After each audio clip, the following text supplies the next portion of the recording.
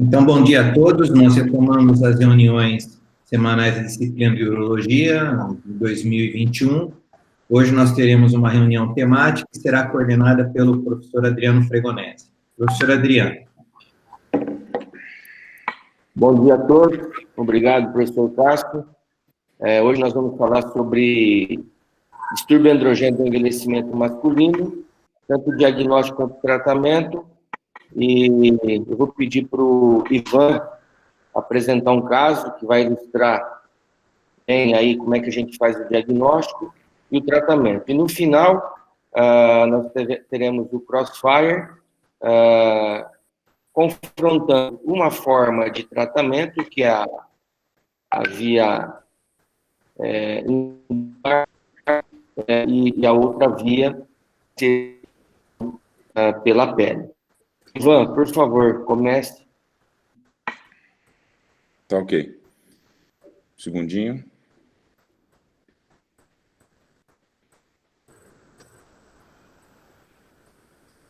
Conseguiu compartilhar na tela? Sim.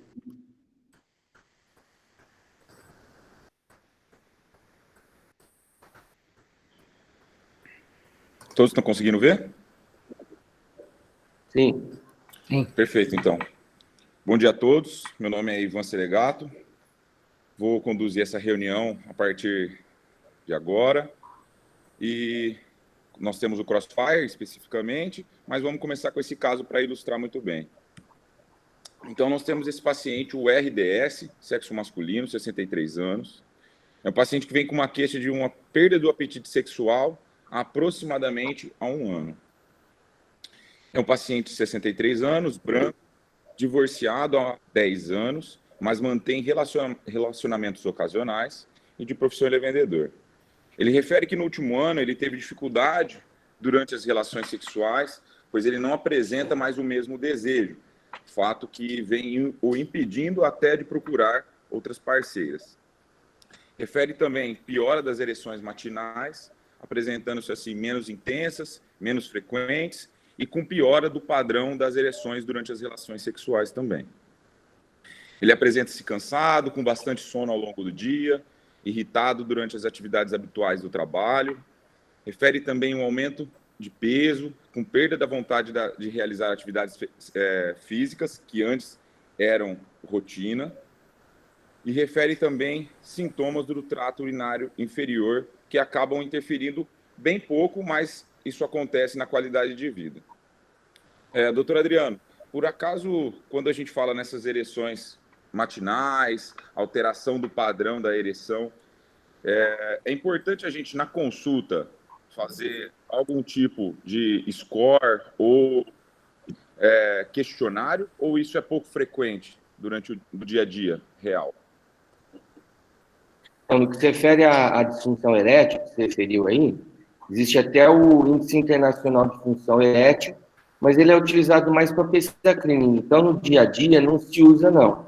E com relação a essa parte de diminuição da testosterona, que seria o distúrbio androgênico do envelhecimento masculino, existe até um questionário também, tá? Aliás, um não, vários. Mas eles têm pouca especificidade. Então, é abandonado para triagem de pacientes que apresentam esse quadro clínico aí, que é o distúrbio androgênico. Então, de uma maneira geral, a gente opta realmente pela história clínica, e aí, para você saber sobre a doença, você tem que saber os principais sinais e sintomas. Perfeito. Aproveitando aqui no início da história também, o paciente, nós fizemos essa buscativa, né? Nós questionamos a respeito desses sintomas do trato urinário inferior, né?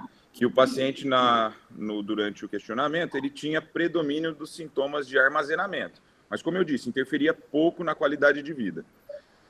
Queria perguntar para o doutor D'Ancona, nesses pacientes que têm esses sintomas de disfunção erétil, perda da libido, qual que é a importância da gente questionar sobre os sintomas do trato urinário inferior também, pensando até mesmo num futuro tratamento? Bom, faz parte, nesse paciente dessa idade, você questionar sobre sintomas. Agora, se ele não tem queixas desses sintomas, não está afetando a qualidade de vida dele, eu acho que você só anota, mas não tem como você iniciar um tratamento, uma vez que ele não tem queixas sobre isso. Mas é importante você avaliar. Existem alguns trabalhos mostrando que pacientes que têm sintomas de atividade inferior devido ao aumento do bico da próstata tem uma correlação com disfunção erétil. Agora, a procura do paciente foi devido a essa queixa que você apresentou, é disfunção erétil. Perfeito, obrigado, professor. Ô, Ivan, um minuto. Pois não. Veja, ele já apresentou aí duas síndromes, né? Sintomas do trato urinário inferior, disfunção erétil. A tendência é sempre tentar buscar uma causa comum para todo. Esse paciente é obeso, ele tem alguma coisa que leve à suspeita de síndrome metabólica? Eu vou continuar e sim, professor, a resposta é sim, mas na continuação da anamnese eu vou passar mais alguns outros dados. Ok. Tá?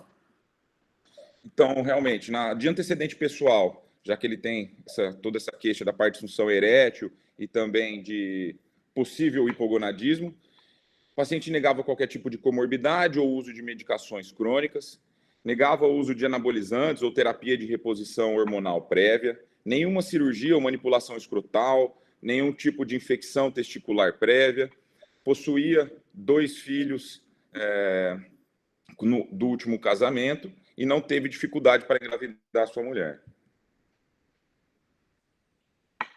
Ele era atualmente, o que o senhor falou, professor, eu vou colocar no outro slide, mas ele tinha um padrão de obesidade e tinha um ganho importante de peso nesse último ano. Até foi fato que ele realizava as atividades físicas e atualmente não tinha mais estímulo para realizar as mesmas. Durante o próprio interrogatório, o paciente já trouxe um exame de ultrassom e de PSA que tinha realizado recente. Nesse ultrassom, ele apresentava os rins tópicos, com relação córtico-medular preservada, sem hidronefrose ou cálculos, e a próstata de aproximadamente 45 gramas, com lobo mediano de 0,3 centímetros, bexiga de paredes lisas, um volume pré-miccional de 400 e um resíduo de 40 ml. O PSA dele total era de 2,1. Durante o exame físico, ele apresentava nenhuma alteração do exame físico global, do ponto de vista cardiopulmonar, e ele apresentava com IMC de 30, tá? Genitália, bolsa testicular, todas dentro do padrão da normalidade, sem varicocele, sem hérnia inguinal, e em relação ao pênis, também sem outras novidades. Com relação ao toque retal, apresentava uma próstata fibroelástica de aproximadamente uns 40 gramas, sem nódulos. Então, em resumo... Ivan, nós temos que responder a pergunta do Cássio. Então, ele indagou sobre síndrome metabólica. E para você ter uma síndrome metabólica, você tem alguns sinais que devem ser averiguados. Então, ele é obeso, só que você não mediu a circunferência abdominal. Então, isso seria uma dos itens que deveriam contemplar na síndrome metabólica. Segundo, você não mediu a pressão arterial dele. Geralmente, esses pacientes acabam tendo uma pressão diastólica maior. Terceiro, como é que está o HDL dele? E quarto, como é que está essa glicemia? Então, isso vai responder aquilo que o Cássio está perguntando. E eu acho que é extremamente importante, por quê? Porque o homem, geralmente, ele não procura se cuidar. E, no caso em questão, esse é típico de um homem que ele só veio procurar porque a parte sexual dele está ruim. Então, essa pergunta tem que ser respondida ao Cássio. Perfeito. Realmente, a gente tem essa dificuldade de fazer é simples, mas a circunferência abdominal, infelizmente, não tinha anotado isso no prontuário, né? A gente só tinha o peso e a altura, e isso a gente conseguiu fazer o IMC, mas o restante das perguntas com relação à síndrome metabólica da hipertensão, o paciente não era hipertenso, não tinha uso de medicações, e no exame também não estava hipertenso. Com relação aos laboratoriais, isso sem dúvida vai ser sanado, e vai fazer parte da nossa investigação no momento. Para que a gente dê sequência, então a gente tem um resumo desse paciente de 63 anos, branco divorciado, com queixa de baixa libido, dificuldade de ereção. No caso, a gente havia feito o IF5, que deu 15, que classifica como uma disfunção erétil leve a moderada. O IPSS dele era de 9, como eu disse, com predomínio dos sintomas de armazenamento, mas que incomodavam muito pouco o paciente, e com esse IMC de 30. Então, nesse momento, como o doutor Adriano acabou de falar, nós fizemos uma investigação básica com relação a... Mas, Ivan, espera um pouquinho, deixa eu falar para o Rodrigo. Bom. Rodrigo, tá aí? Rodrigo, como é que você investigaria esse paciente? Quais são os exames que você pediria para ele?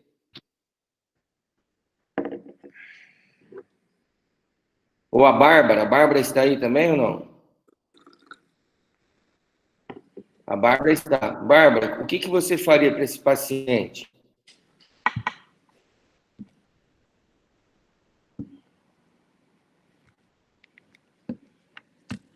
Ó, Ricardo Sade, o que você orientaria para os residentes para avaliação desse paciente?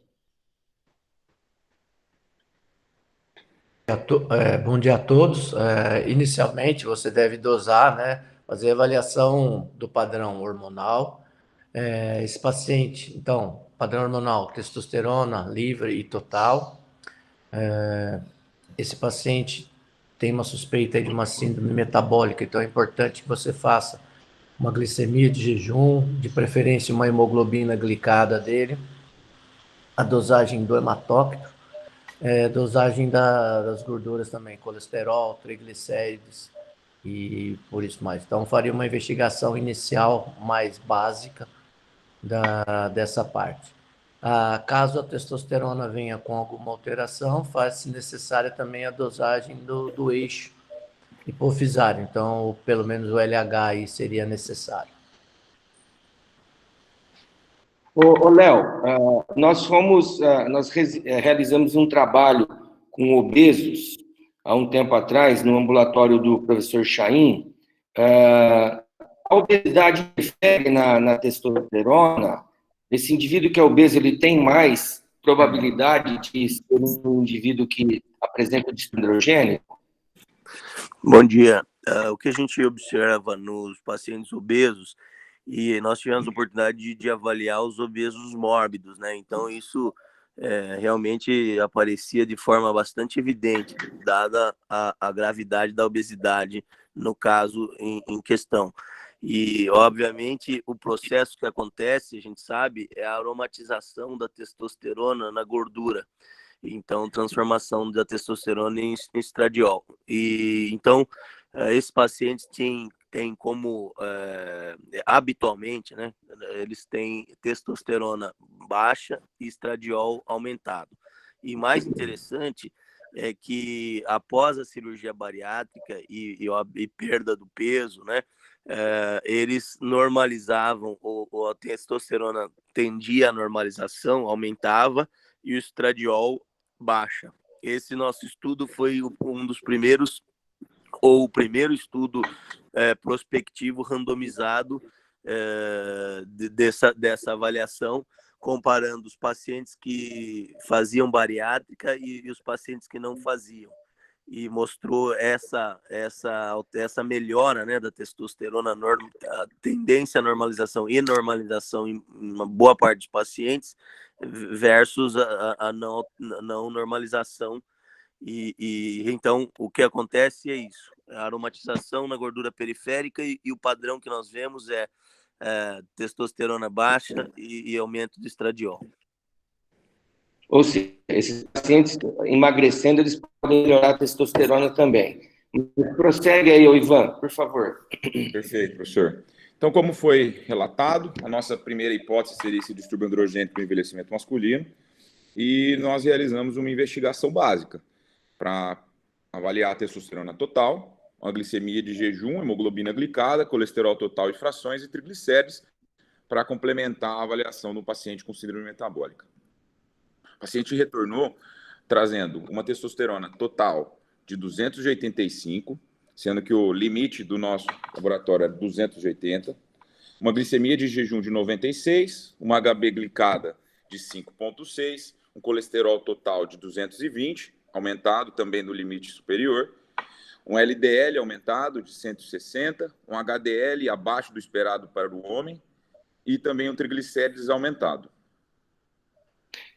Ô, Ivan, antes que você passe aí, quais são os diagnósticos diferenciais? Porque, assim, você focou só no DAEM. Existe alguma outra doença que pode levar a essa sintomatologia que a gente tem? Sem dúvida. A próprio hipotiroidismo, por exemplo, é um quadro que pode se assemelhar, né? Mas ele é pouco frequente no homem e principalmente de aparecimento nessa idade. Normalmente ela pode estar relacionada em pacientes que têm uma tireoidite, então esse paciente vai ter tido algum evento que possa dar indícios que possa estar relacionado a isso, né? Por que não pede um TSH?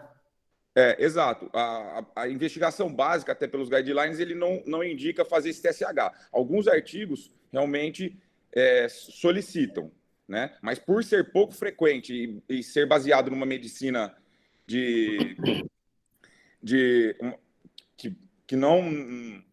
não tem tanta frequência, aí o TSH e o T4 livre acaba não entrando nessa investigação inicial, no homem. Tá. Certo? Então, seguindo o caso, esse paciente, então, tinha sinais e sintomas de hipogonadismo e desse distúrbio androgênio do envelhecimento, com uma testosterona total de 285, não apresentava, assim, a síndrome metabólica característica, mas apresentava-se já com distúrbios de colesterol e obesidade. E a grande pergunta agora se, a partir disso, já se realiza o tratamento, o que nós fazemos? Não, antes disso, eu vou até voltar a pergunta para o Ricardo Saad. Ô, Ricardo, o distúrbio androgênio do envelhecimento masculino é uma doença clínica, então você tem que levar em consideração principalmente os sinais e sintomas desse paciente, e você acaba corroborando através do exame da testosterona. Só que, assim, qual que é o cutoff dessa testosterona? O que hoje a gente considera como sendo baixo para avaliação desse paciente com distúrbio androgênico? Adriano, a caracterização da síndrome, né, é a associação de sintomas e alterações laboratoriais. Essas dosagens laboratoriais da testosterona, tanto aqui no Brasil como fora, elas não têm o mesmo padrão de referência. Então, se você pegar associações americanas e europeias, elas vão considerar em torno de 300, 350, que é o nível de corte mínimo que eles têm nos padrões de referências deles. Entretanto, o nosso padrão aqui é um pouquinho abaixo, é de 200, geralmente, né? A maioria dos testes que nós fazemos de testosterona gira em torno de 280 até 880. Porém, um padrão que a gente pode considerar como padrão seria em torno dos 300, ou seja, um nível bem próximo da linha de corte, certo? Ô, Léo, nota de corte no Brasil tem que ser diferente de nota de corte dos outros países, como o Ricardo falou, ou a gente está aquém daquilo que deveria ser feito e que a gente nos balizar em cima desses guidelines de EAU, AUA e outras sociedades que tratam do problema?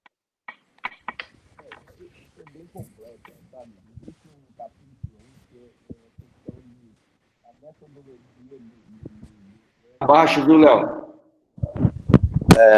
Esse é um capítulo bem complexo. Existe um contexto aí que é a metodologia do exame, valor de referência para cada análise feita. Então, isso por vezes ou negligenciado, melhor dizendo, e isso é importante. Um exemplo disso é, por exemplo, a avaliação da testosterona livre, que ela é feita por radioimunoensaio e que não é uma avaliação fidedigna, e aí por isso a gente usa normalmente a testosterona total e a gente calcula a testosterona biodisponível só naqueles que têm testosterona total diminuída, porque é incomum que ele tenha a biodisponível baixo, se ele tem a total adequada.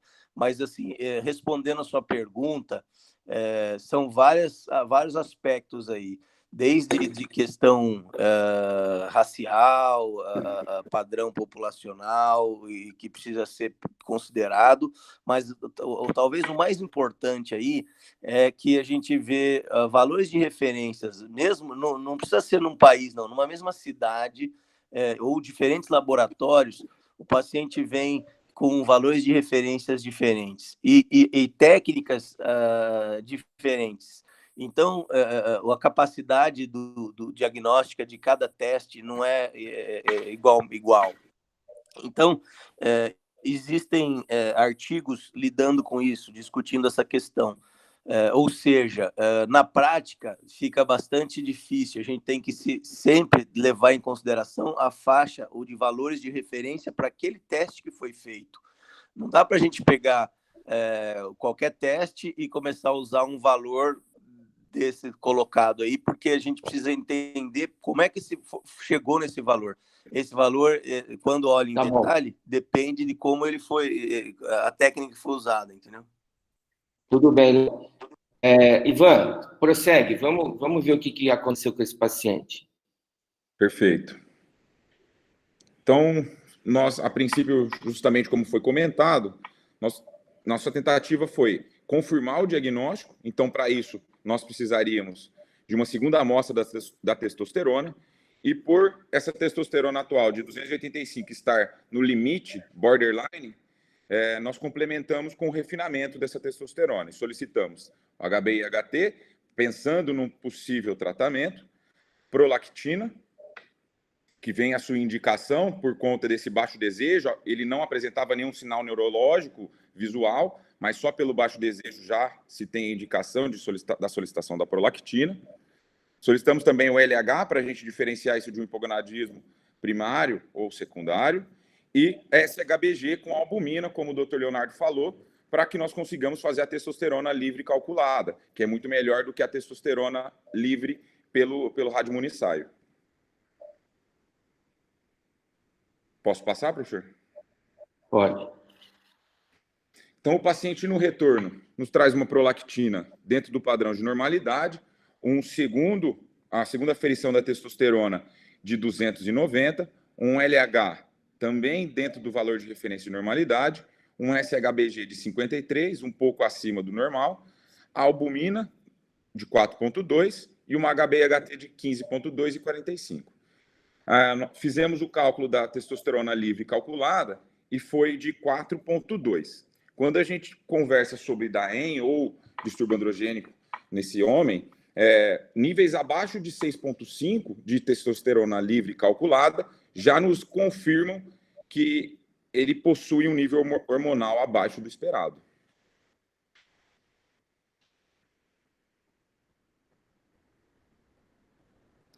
Bom, frente a esse quadro laboratorial e também o quadro clínico, o Matheus está aí? O Matheus acho que está no estadual de Sumaré operando, professor. Ah, tá bom. Então... A Marina e a Bárbara também. A Bárbara. Bárbara, como é que você conduziria esse caso agora?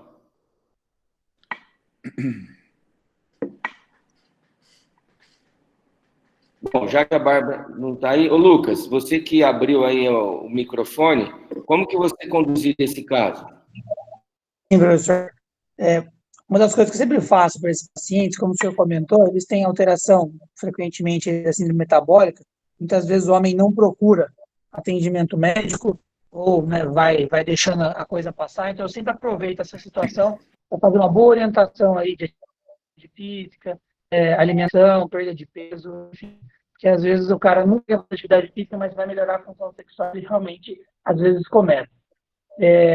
Esse paciente, eu realmente pensaria em iniciar, propor uma reposição de testosterona para ele, considerando aí que ele tem um nível baixo, tem todos os sintomas. Se ele tivesse mais focado na disfunção erétil, eu pensaria em usar uma tadalafila primeiro, mas eu creio que para ele uma reposição seria o ideal, iria propor para ele os tipos de reposição. Antes de tudo, precisaria avaliar se ele tem desejo de ter prole ainda, porque se ele tiver desejo, aí então talvez um tratamento com clomifeno, uma estimulação hormonal, porque se a gente fizer a reposição de androgênio, seja tópica ou seja injetável, ele pode ter uma dificuldade para ter gestação futura. Ô, Ricardo, Ricardo Saad, acho que o Lucas pontuou bem entre clomifeno e o tratamento já com a testosterona sobre as diversas vias. Só que, assim, existe uma diferença entre começar com clomifeno ou você começar com a testosterona? O que determinaria que você vai para o clomifeno ou você já vai tratar ele direto com testosterona? Existe alguma dica aí? Não, existe, né, Adriano? Se você for pensar no estímulo com o clomifeno é um estímulo indireto. Ou seja, se ele tem níveis elevados de LH, mostrando que o eixo dele já está sendo hiperestimulado, nesse caso não caberia o uso do clomifeno e sim passaria diretamente para a testosterona. O Lucas lembrou, além disso, né, talvez não seja o caso desse paciente, mas a gente tem que pensar em pacientes mais jovens que desejam prole, né, que não tem a sua prole ainda constituída, que faz com que o clomifeno se torne uma opção um tanto quanto mais evidente, em virtude de você não bloquear completamente o seu eixo de estímulo. Então, quando esse paciente deseja ainda, ou tem ainda a possibilidade de prole e o LH se mantém normal, eu acho que cabe sim o uso do clomifeno. A partir do momento que esse LH já está elevado, aí não cabe, a gente teria que passar para um outro tipo de reposição com testosterona direta. Ok, obrigado. Ô, Léo, no obeso, existe uma conversão periférica importante aí da testosterona em estradiol. Você consideraria o uso de inibidor de aromatase num paciente como esse? Não, nesse paciente não. Tá baixo, professor. O inibidor de aromatase tem potenciais efeitos adversos e você não agiria na causa, né? Você agiria na consequência. Então, o caminho mais adequado é realmente resolver esse componente de obesidade. E outro aspecto, esse paciente, ele tem um componente aí de aromatização, mas ele tem... isso não é como no obeso mórbido, no qual o inibidor de aromatase traria um impacto maior. Então, essa questão de tratar a causa e não a consequência é que impacta aí a subutilização, a não utilização do inibidor de aromatase. Sem dúvida, melhor tratar a obesidade do que ficar inibindo a aromatase. Tá. O Ricardo quer fazer uma pergunta, depois o Wagner. Por favor, Ricardo. Léo, eu concordo com você que tratando com aromatase, a gente não vai estar tratando a causa da mesma maneira com a reposição, a gente não vai estar tratando a causa, nós simplesmente estamos tratando a consequência, que é a deficiência. Então, eu acho que nesse paciente obeso, cabe, talvez, né, vamos dizer assim, um tratamento multimodal, ou seja, medidas comportamentais, o Lucas referiu isso bem, então, a perda de peso, uma mudança do hábito alimentar, uma atividade física, que a gente sabe também que pode aumentar esse nível de testosterona, associação, então, do indutor, e, caso venha a ser necessário, também uma aromatase. Você tem muitas restrições com relação a isso? Ou o Adriano também pode responder? Eu acho que, antes de qualquer coisa, teria que medir o estradiol, tá? Eu acho que nunca paciente como esse, a gente tinha que ver como é que é a relação da testosterona com o estradiol. Aí sim você pode considerar o uso do inibidor de aromatase. Mas vamos prosseguir, e o Wagner tem um comentário a fazer. Por favor, Wagner. Bom dia a todos. Adriano, concordo com tudo que foi dito aqui, com métodos comportamentais para esse paciente, mas em nenhum momento foi dito que a partir do momento que entrar com uma reposição hormonal, esse paciente vai estar fazendo uso definitivo, né? Porque, como foi dito, não vai estar tratando a causa. Eu acho muito importante essa abordagem com o paciente, porque o paciente às vezes acha que vai tomar 1, 2, 3 injeções e tudo vai voltar ao normal. Então, acho que ninguém colocou aqui que é uma coisa definitiva, mesmo porque se você começar a reposição de hormônio, esse paciente vai ficar meio dependente, o eixo dele vai diminuir a produção de LH, não é isso? Então, acho que esse é um aspecto importante de ser abordado. Bem lembrado, Wagner. No entanto, se você usar o clomifene, esse paciente seria um candidato ao uso do clomifene, você pode parar a hora que você bem entender. E ele não teria os prejuízos dessa diminuição abrupta da testosterona. Inclusive, quando você usa por um certo tempo esse clomifene, alguns pacientes chegam até a ficar normalizados por um tempo e volta a usar de novo esse clomifene. Mas, sem dúvida nenhuma, reposição hormonal é igual a ad eterno. O paciente tem que continuar tomando.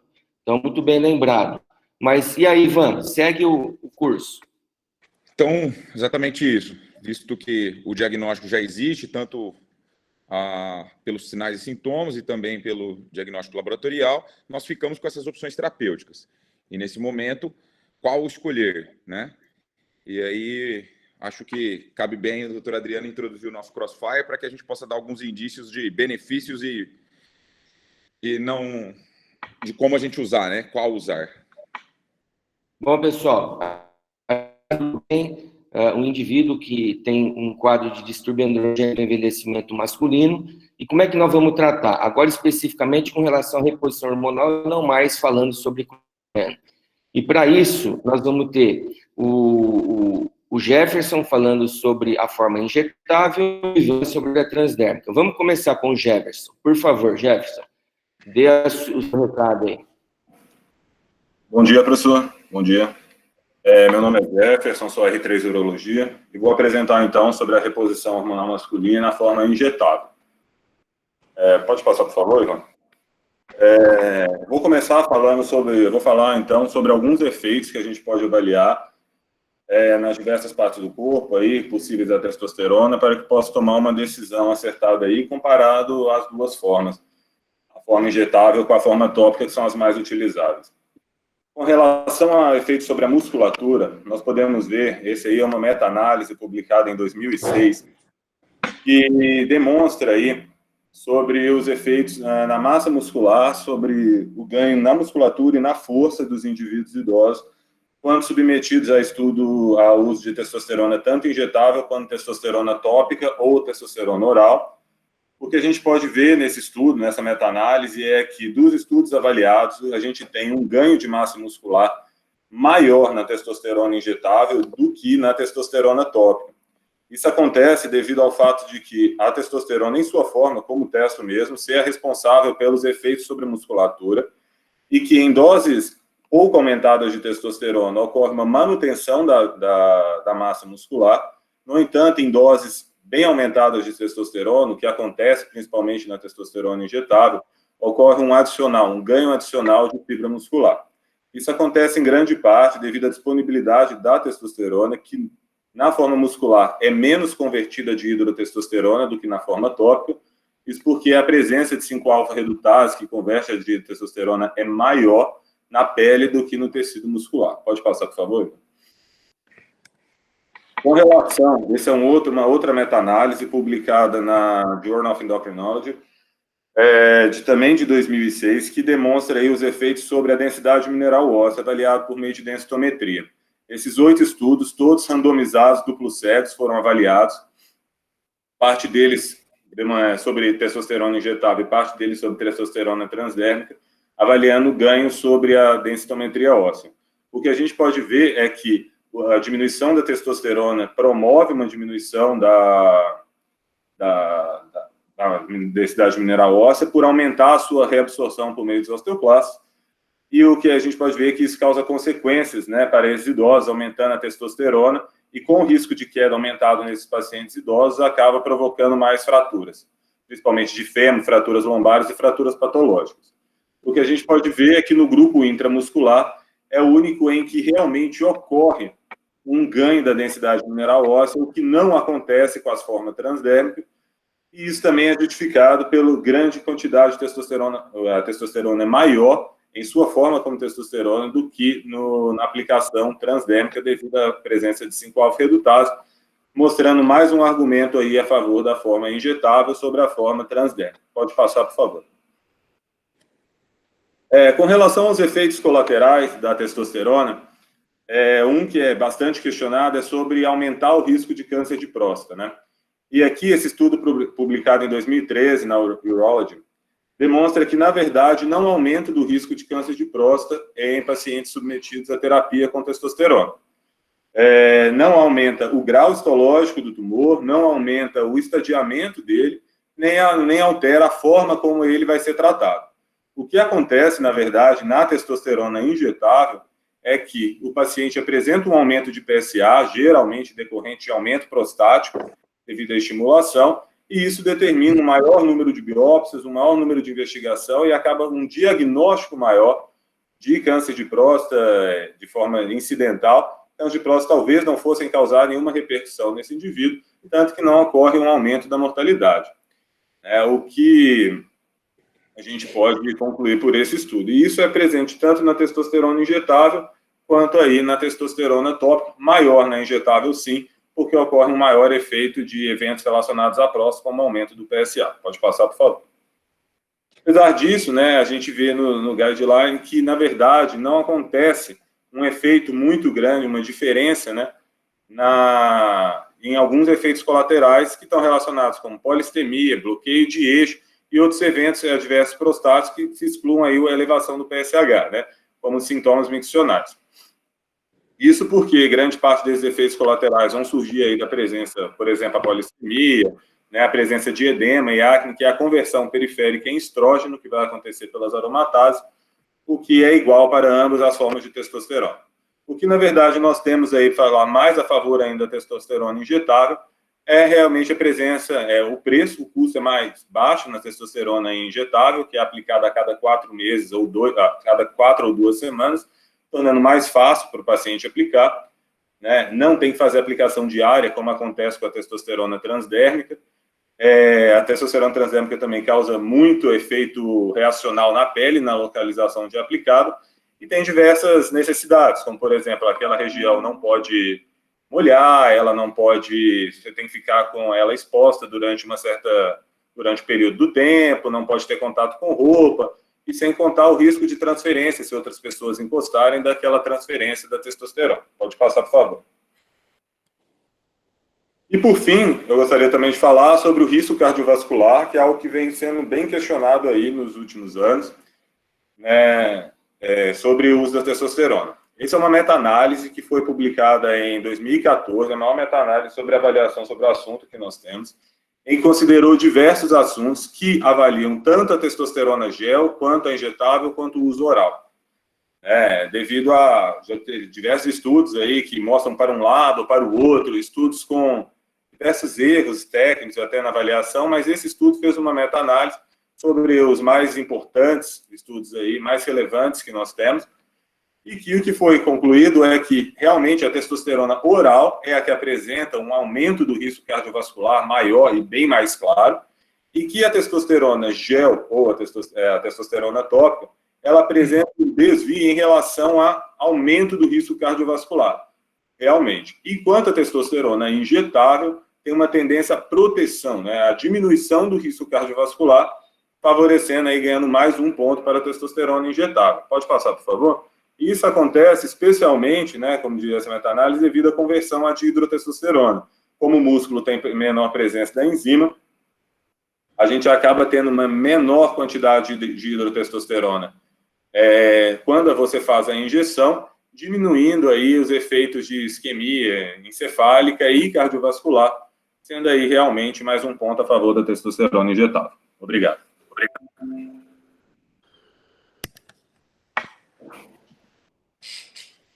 Já vamos passar imediatamente para o Ivan, que vai falar sobre a transdérmica. Por favor, Ivan. Perfeito, então, dando sequência aqui no Crossfire, um pouquinho sobre a reposição transdérmica. Então, como a gente já viu, a testosterona existem inúmeras formas da gente fazer essa reposição, e os géis transdérmicos foram introduzidos nos Estados Unidos por meados dos anos 2000. E o que a gente tem que pensar quando nós vamos optar por um método terapêutico? Principalmente, avaliação de custo, efetividade do fármaco, segurança, efeitos colaterais e complicações e a capacidade de adesão do paciente ao tratamento. Falando um pouquinho de cada um, já para começar, a farmacocinética das duas formulações são diferentes. O gel, ele tem por vantagem manter estável o nível de testosterona já desde o primeiro dia. E isso comparado no dia 1 ao dia 30 ou ao dia 1000, esse gel, se for utilizado corretamente, ele se mantém estável e com uma variação muito pequena. Já em contraponto, a testosterona injetável, ela apresenta vários picos. Mesmo se você fizer a testosterona mensal, trimestral, ela vai ter picos e vales de concentração, e isso vai desencadear picos suprafisiológicos nesses pacientes. E provavelmente esses picos suprafisiológicos vão sim desencadear alguns efeitos adversos. Com relação à adesão do tratamento, a testosterona gel, apesar de ter um uso diário e pode favorecer o esquecimento e uma provável falha durante o tratamento, nesse estudo mostrou que o gel, nos pacientes que utilizavam corretamente, esses tinham um melhor segmento clínico, maior número de visitas, maior fidelidade ao urologista e um maior número de exames. Portanto, esse paciente é um paciente mais doutrinado, mais fiel para a realização daquele tratamento. Com relação aos custos, a formulação transdérmica ela realmente um pouco mais cara que em relação à testosterona injetável. Mas isso, a depender do paciente, não vai ser um problema. Com relação à segurança, a parte cardiovascular é um grande problema quando se estuda as formulações transdérmicas e injetáveis ou a reposição de testosterona. 2 artigos, realmente, uma meta-análise e um outro retrospectivo, mostram que os pacientes que fazem o uso da testosterona têm aumento de risco cardiovascular. Nesse outro estudo, mostrou a diferença, comparativamente, o gel com a testosterona injetável, e foi um segmento de pacientes, foi um estudo retrospectivo de 400 mil pacientes, numa base de dados dos Estados Unidos e da Inglaterra, e mostrou que a testosterona injetável tem sim um aumento comprovado no risco cardiovascular a curto prazo comparado ao uso da testosterona gel, aumentando assim o número de acidentes vasculares cerebrais, morte e inclusive hospitalização. Como eu disse, é uma área com bastante contraponto, mas nós temos informações também a respeito disso, inclusive das injeções de testosterona. Com relação à segurança, tanto o PSA quanto o índice prostático são mantidos, tanto na testosterona injetável quanto na testosterona gel. E o risco de câncer de próstata também. Não existe nos pacientes que não têm e ele vai se manter com ambas as medicações. O que é bem estabelecido é que no paciente que usa a modalidade injetável, ele tem um risco muito maior de apresentar policitemia. E essa policitemia pode ser tanto uma contraindicação para a indicação da testosterona, quanto uma indicação de suspensão da mesma. E visto que, atualmente, algumas testosteronas são testosteronas de depósito e são utilizadas a longo prazo, de 3 em 3 meses, por exemplo, no momento de uma policitemia, você não consegue suspender e ter a queda dos níveis de testosterona imediato. Então, portanto, essa possibilidade da suspensão imediata só existe na testosterona transdérmica. As reações locais na testosterona transdérmica são ínfimas, praticamente inexistentes, pouquíssima porcentagem dos pacientes apresentam, já em contraponto a testosterona injetável, tem o seu desconforto durante a aplicação. Com relação à eficácia, tanto a whey quanto a EAU dão a opção de ter a preferência do início da terapia de reposição com o gel transdérmico. Então, eles fornecem essa informação para que nós iniciamos a testosterona transdérmica no paciente com possível déficit de testosterona. E ele pode ser, inclusive, usado como teste terapêutico. Com relação à eficácia, tanto a função sexual, hormonal, são enquadrados no gel com a testosterona, e em praticamente 30 dias os pacientes já têm melhora de ambas as situações. Com relação à ereção, existem vários estudos do gel da testosterona com sildenafil, tadalafila, e também mostrou evidências significativas de melhora dos pacientes aderindo o gel com a sildenafila e tendo poucos efeitos adversos. O gel também, apesar da testosterona injetável apresentar aumentos, os ganhos maiores na massa magra e na perda de peso, a eficácia do gel também é comprovada. E esses pacientes podem chegar a ter ganhos a quase de 3 quilos em 18 meses e eles se mantêm. Ou seja, é algo significativo em uma abordagem por gel.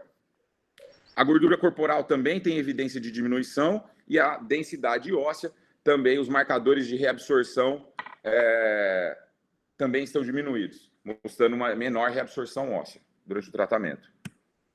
De efeitos colaterais, obviamente o gel não tem dor na aplicação, não tem complicações extremamente desconfortáveis e que podem culminar até com internação ou cirurgia, como, por exemplo, formulações de abscessos no local da aplicação. E, como eu disse, tem uma irritação leve em uma porcentagem muito pequena da população. E, como conclusão, nós vemos que a testosterona transdérmica ela tem uma ótima tolerabilidade, uma flexibilidade nas doses, uma eficácia nada inferior à injetável e com mínimos efeitos adversos.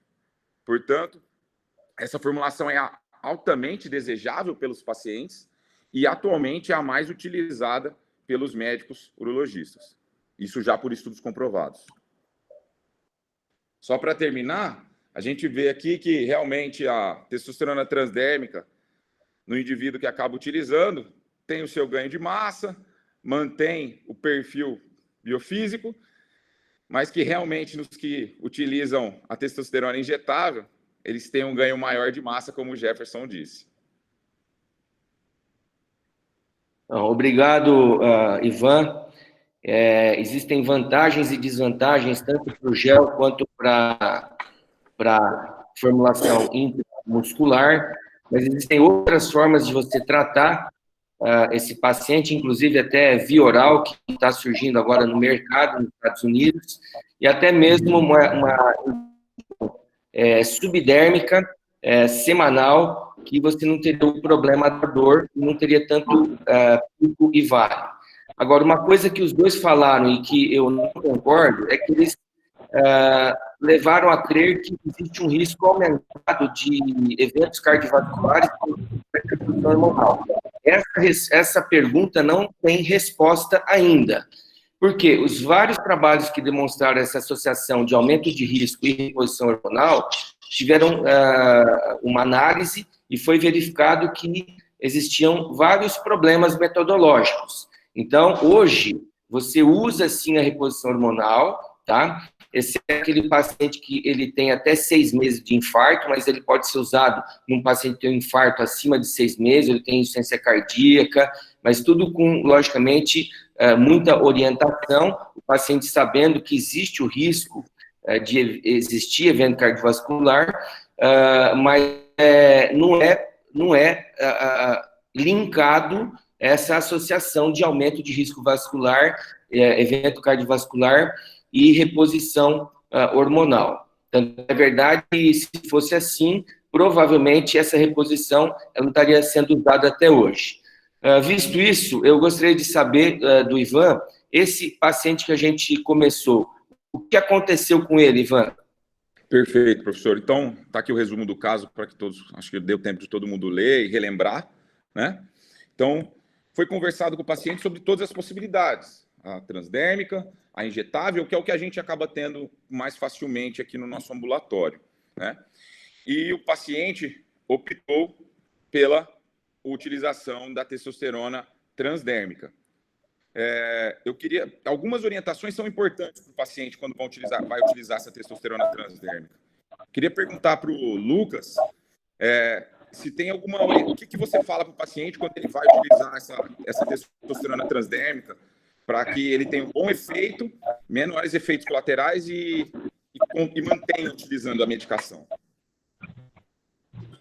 Lucas, está aí? Perfeito, Ivan. A maioria das vezes eu prefiro comer mesmo com a deca, quando possível, o paciente decide, mas comer ou eu acho que é um bom método para começar e a gente avaliar a resposta do paciente. Recomendo, então, é um método fácil de usar, já a dose certa, ele tem que aplicar a sachê. Recomendado que faça isso de manhã, na pele limpa, seca, de preferência no abdômen. Você já até colocou a fotinho aí, então ele dissolve uma fina camada, né, em cima do abdômen, ou opção é na região dos ombros e do é importante secar, a formação tem um pouquinho de álcool, então os 2 seca, a recomendação do laboratório é 5 minutos. Então está seco, ele veste a roupa e está com o dia normal.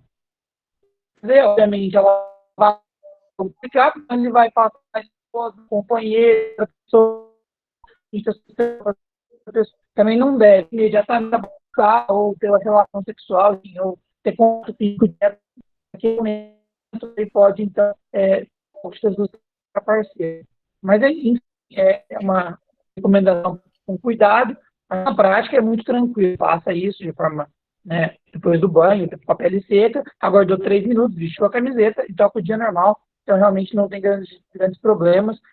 Depois de 2 dias, aí, a dose já está estável, como você comentou. 1 semana ou 2 semanas, a gente já pode fazer um retorno, ver se ele teve alguma resposta clínica, se melhora os sintomas, e dosar os hormônios novamente para fazer um acompanhamento. Ô, Ricardo, o que você quer comentar? Eu gostaria de perguntar para o Ivan se não foi aventada a possibilidade do clomifeno para ele. Perfeito, professor. Foi sim. Só que o fato foi que esse paciente não tinha desejo de procriação, de reprodução, então ele acabou desejando utilizar a transdérmica.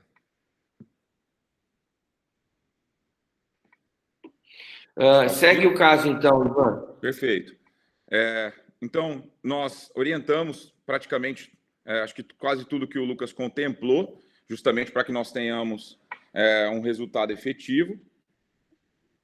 E agora nós vamos dar o retorno. Qual que é a periodicidade que a gente tem que fazer esse retorno de avaliação do paciente?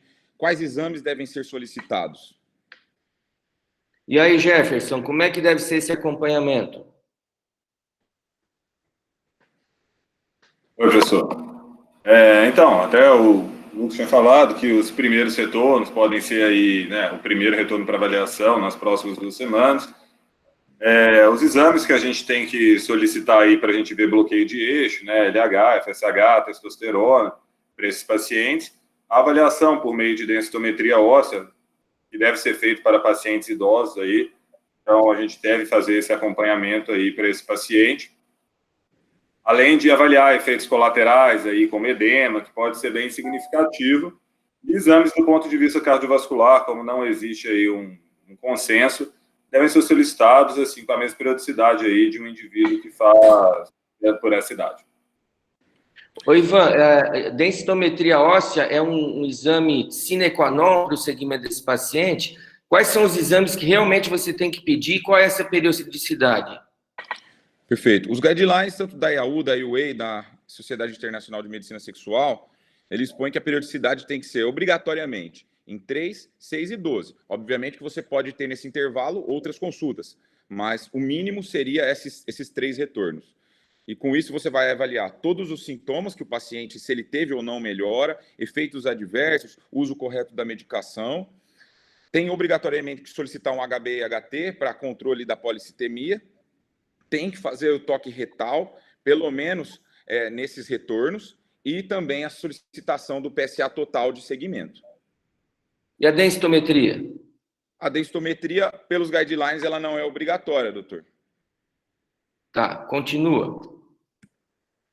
Então, esse paciente ele retornou para nós após 3 meses do uso da medicação. Relatava uma melhora importante na libido, na fadiga, no sono que ele havia. Ele retomou suas atividades físicas, mas ainda não tinha uma perda expressiva de peso. Relatava uma melhora da função erétil e das ereções matinais, contudo, ainda relatava que o pênis não estava tão turvo quanto o de costume.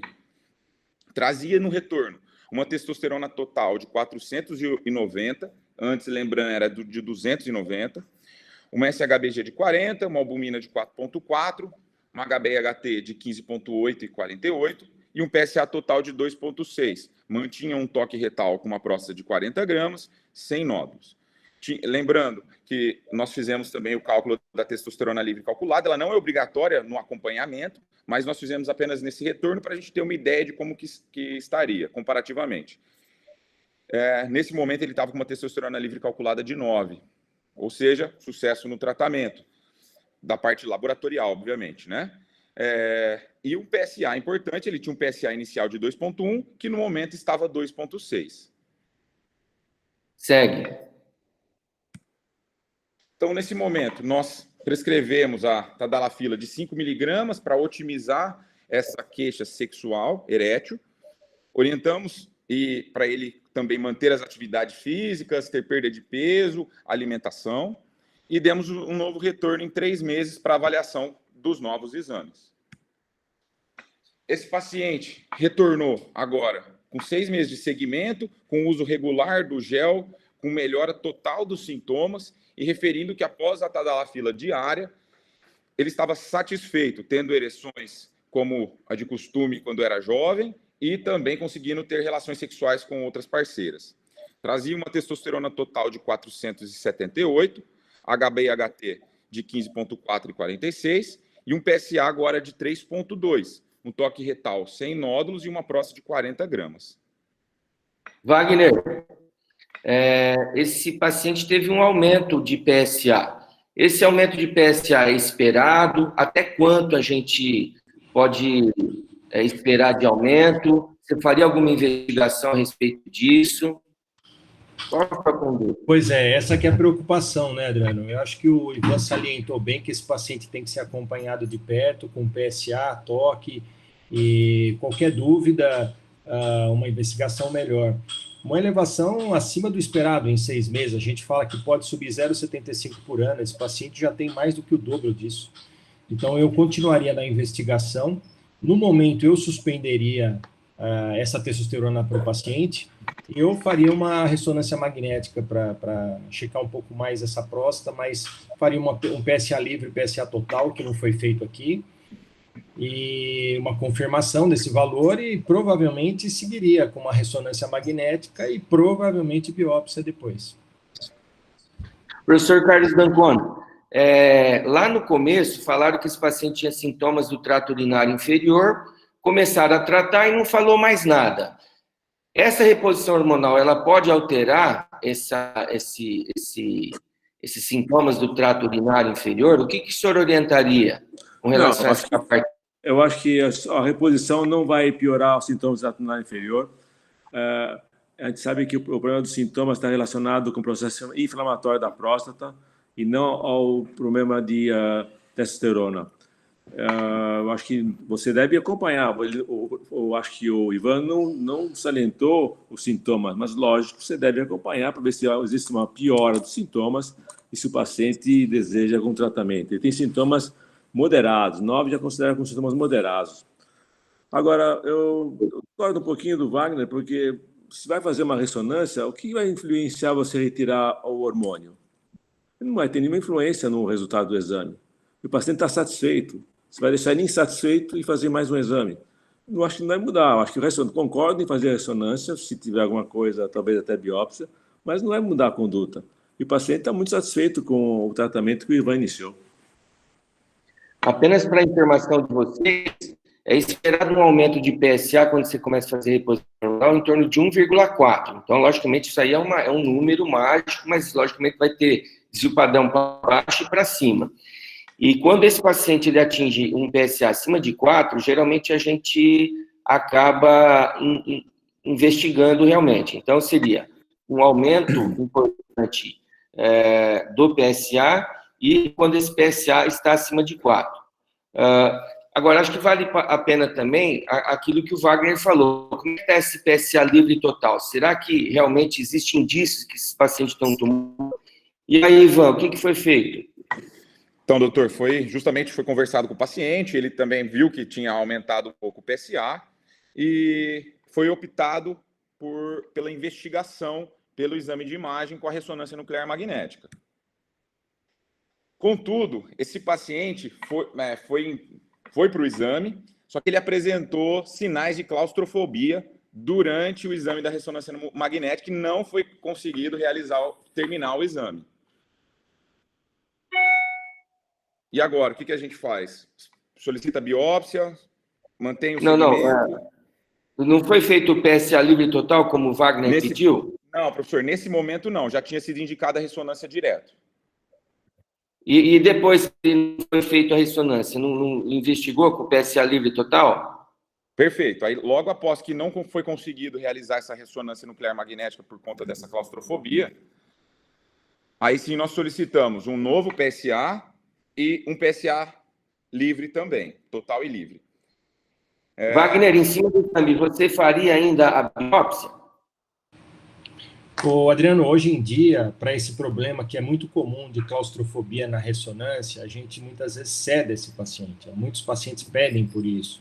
Alguns convênios permitem que isso seja feito. Então, talvez fosse uma ideia para esse paciente para se evitar uma biópsia. Mas não tendo a ressonância, eu faria sim a biópsia, Adriano. Subir um pouquinho a mais, tem uma relação livre total de 13%, um valor elevado. Eu até entendo esse número que você falou, de esperar aumentar um pouco, 1,4, você falou, que é um número totalmente cabalístico, né? Mas esse paciente já tem critério para se pensar em tumor de próstata. Então, acho que a gente tem que continuar a investigação em cima disso. Então, não tendo a ressonância, eu faria uma biópsia sim. E aí, Ivan, o que foi feito? Perfeito. O raciocínio foi o mesmo do Dr. Wagner e nós seguimos essa orientação. Foi realizado, então, o paciente foi submetido a uma biópsia de próstata e eu queria chamar o Dr. Atanásio para que ele pudesse comentar um pouquinho a lâmina. A biópsia foi estendida e não foi observado adenocarcinoma, não havia nenhuma outra lesão, exceto num dos fragmentos uma casquinha de um nódulo hiperplásico. Apenas isso. Perfeito, obrigado, professor. O laudo final. Wagner, deixa eu te perguntar. Hoje nós estamos na era da biópsia com fusão de imagens.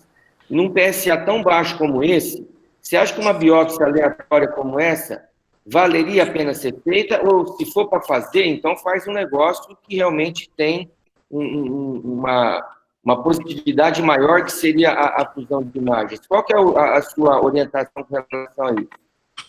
Você tem razão, Adriano. A tendência hoje é se fazer uma ressonância pré-biópsia. Isso é a tendência mundial. O problema é que isso é caro. Essa biópsia de fusão, às vezes, tem um custo.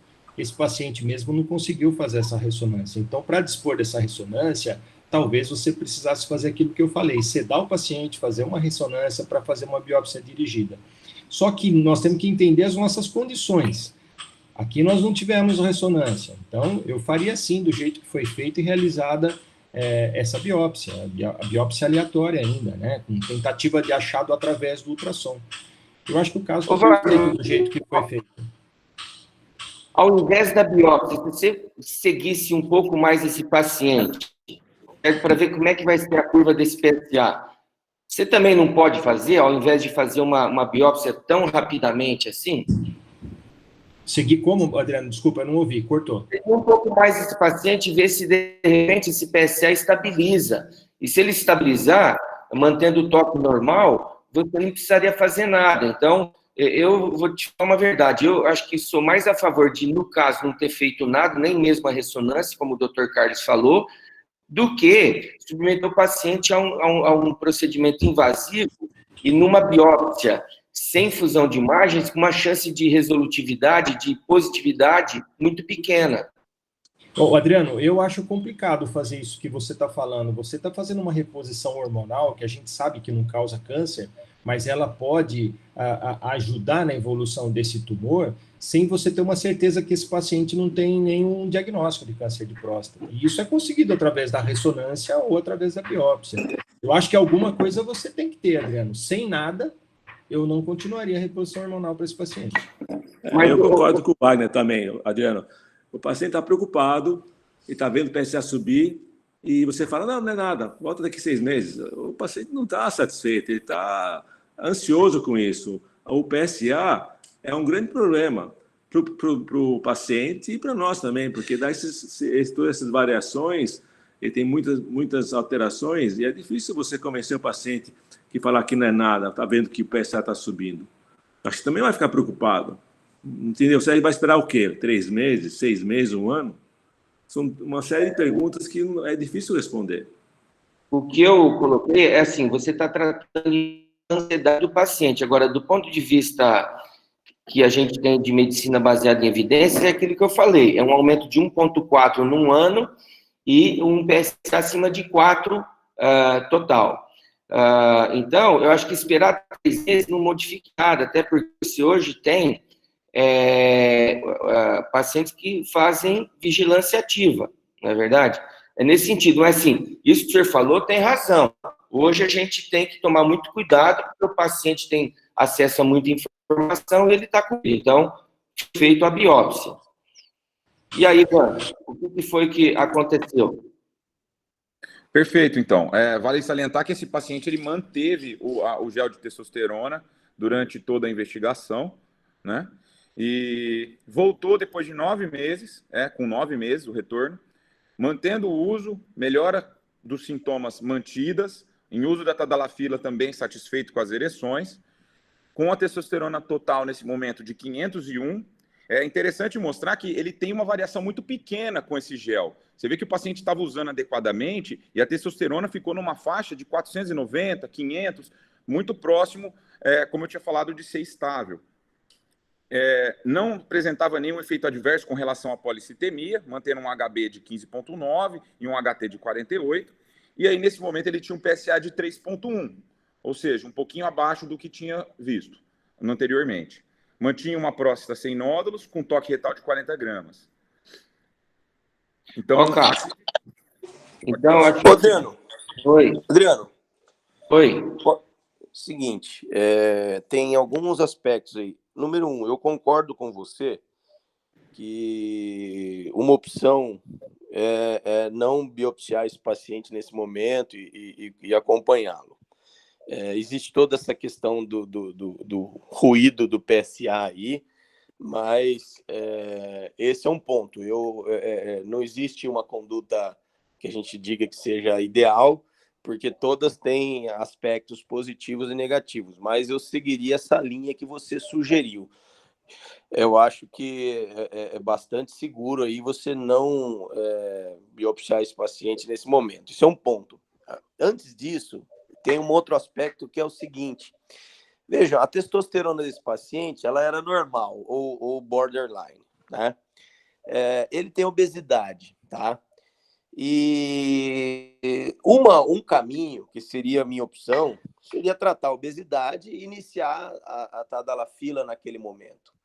Porque se ele emagrecer, a tendência obviamente, a testosterona normalizar, e é isso que ele precisa de fato, e nós teríamos evitado uma série de transtornos, de custo, e agora esse paciente, ele é dependente de testosterona. Então, o maior ponto talvez seja o seguinte, veja que na história, quando ele repôs testosterona, ele não resolveu o problema dele, ele resolveu o laboratório. Então, talvez fizesse um teste terapêutico com tadalafila lá no começo e estimulasse ou tratasse a obesidade, ele não teria hoje, dependendo de testosterona, e não teria sido submetido a uma biópsia, provavelmente, desnecessária. Então, essa é a reflexão que eu faço. Óbvio que existem estudos que mostram que a tadalafila também não funciona com testosterona baixa, né? Não adianta você tratar com facilitador de ereção se o problema do paciente é hipogonadismo. Primeiro você corrige a testosterona, depois dá tadalafila. Mas ele não tinha um hipogonadismo bem definido e tinha um fator que é a obesidade. Então, é só uma reflexão que eu acho que faz muito sentido nesse paciente, que ele nos mostrou um aspecto disso quando ele não respondeu à testosterona e só passou a responder depois da tadalafila. E até pode se considerar que agora já começou a testosterona, é complicado como é que esse eixo vai comportar. Mas uma opção é descontinuar a testosterona e deixar ele na tadalafila, né? Ô, Léo, pelo avançar da hora aí, a gente não tem muito mais tempo, mas assim, eu discordo de você, por quê? Porque o paciente tinha sintomatologia exuberante, tanto é que ele veio nos procurar por causa disso, diminuição da libido, uma queda do ânimo vespertino e tudo mais. Foi medida uma testosterona total inicial que estava borderline, foi feita a testosterona livre calculada que estava abaixo, então ele tinha sintoma quanto laboratorial. Eu acho que esse indivíduo deveria ser sido submetido assim, a um tratamento, talvez até pelo clomifene. Mas eu não tenho dúvida nenhuma que ele se iniciou. Tanto é verdade que melhorou a parte da qualidade dele. Muito raramente você melhora a função erétil apenas com a testosterona. Geralmente você tem que associar a testosterona mais a tadalafila. E o Wagner mandou aqui uma pergunta aqui. Tá bom. Ele está elogiando o Jefferson e o Ivan. Mas, sim, pelo adiantar da hora, eu gostaria de encerrar essa sessão, passar a palavra ao Cássio, para ele finalizar essa reunião nossa. Eu agradeço, então, ao Adriano, foi uma ótima revisão, muito boa, e eu convido a todos para participarem aí da próxima reunião, na semana que vem, será uma reunião geral sobre temas de urologia do consultório. Muito obrigado a todos. Bom dia. Bom dia. Bom dia. Bom dia. Tchau, pessoal. Bom dia.